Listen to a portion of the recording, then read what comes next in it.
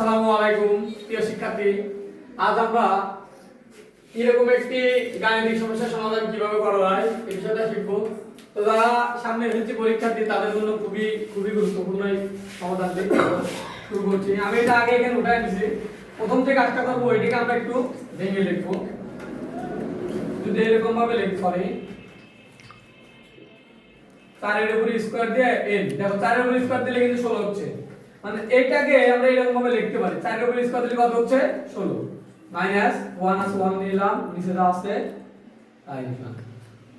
এখন এইখানে দেখো এটাকে আমরা বিনিময় সূত্র প্রয়োগ করতে পারি। বিনিময় সূত্র কি? এই n টাকে 2 এর এখানে নিয়ে আসতে পারি আর 2 টাকে n এর এখানে আমরা অটোমেটিক নিয়ে যেতে পারি।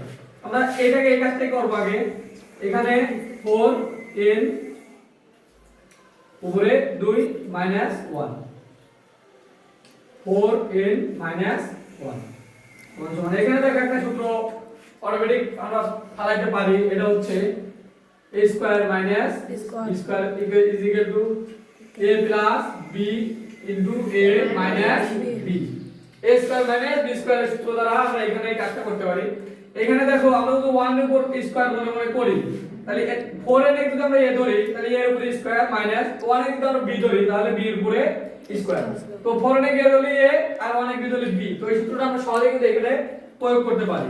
সূত্রটা প্রয়োগ করে কি হচ্ছে দেখো, প্রথমে লিখব a প্লাস b। যেহেতু আমাদের এখানে a এর এখানে আছে 4n, তো আমাদের 4n কে ধরে নিতে হবে a এবং এই 1 কে ধরে নিতে হবে হচ্ছে b।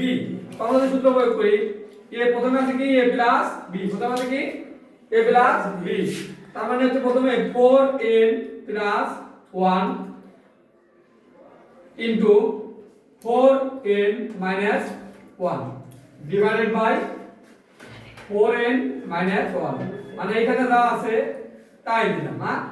এবার দেখো নরমালি এইটা আর এটা একই, মানে এটা এটা আমরা চাইলেই কাটে দিতে পারি। মানে এটা আর এটা যদি ভাগ করি এটা এটা কি বাদ যায়, ইজ ইকুয়াল টু বাসে কি 4n প্লাস 1, সরি এখানে না, এটা উপরে দিকে উঠবে 4n প্লাস 1।